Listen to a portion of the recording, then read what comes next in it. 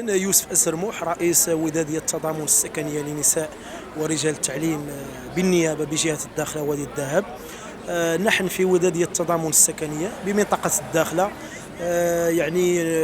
قمنا بمحاولة البحث عن وعاء عقاري من أجل شرائه بأموالنا الخاصة، ولكن للأسف الشديد بعد البحث تبين على أن كل الأوعية العقارية الموجودة هي مخصصة للاستثمار فقط، وبالتالي الطريقة التي ينال بها الناس داخل جهة الداخلة والذهب سواء الشخصيات الذاتية أو المعنوية هي عن طريق الاستفادة من طرف ولاية الداخلة. فقمنا بمجموعة من المراسلات للسيد والي جهة الداخلة وادي الذهب، لكن مع الأسف الشديد قوبلت هذه المراسلات وهذه الطلبات بالرفض وبالتماطل، هذا الذي دعانا إلى النزول إلى الشارع والقيام بمجموعة من الأشكال الاحتجاجية. وبالتالي وقفة اليوم تأتي في إطار سلسلة من الوقفات والأشكال الاحتجاجية التصعيدية، ومن هذا المنبر نطلب من السيد الوالي الاستجابة العاجلة لنداء ودادية التضامن السكنية، ونطالب بحقنا العادل والمشروع بالسكن مثلنا مثل باقي القطاعات الوظيفية وباقي الأشخاص الذاتيين والمعنويين الذين استفادوا من الحق في السكن. تحية.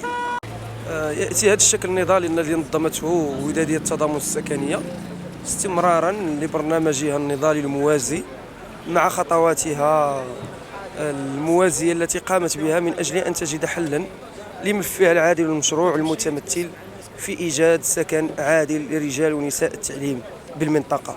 بطبيعة الحال الولاية والجهات المسؤولة هنا تعتبر أن قطاع التعليم هو قطاع حيوي ومركزي، ولا يمكن أن نتحدث عن حيوية هذا القطاع ما لم أن نحسن الشروط الاجتماعية لرجال ونساء التعليم. ولهذا ودادية التضامن السكنية ودادية قانونية تطالب بهذا الحق من أجل أن تضمن لرجال ونساء التعليم حقهم العادل في السكن. وللإشارة لقد قمنا بمجموعة من الخطوات من أجل أن نصل إلى هذا المطلب. قمنا بمراسلة الجهات المعنية والسياسية بالمنطقة من أجل أن تجد حلا لملفنا في إطار الحوار، فنحن لسنا ودادية ولسنا جمعية مشوشة أو من هواة النضال، وإنما أكثر من سنة ونحن نطرق الأبواب الولاية من أجل أن يجدوا حلا لهذا الملف الذي يضم تقريبا أكثر من 200 أستاذ بالجهة.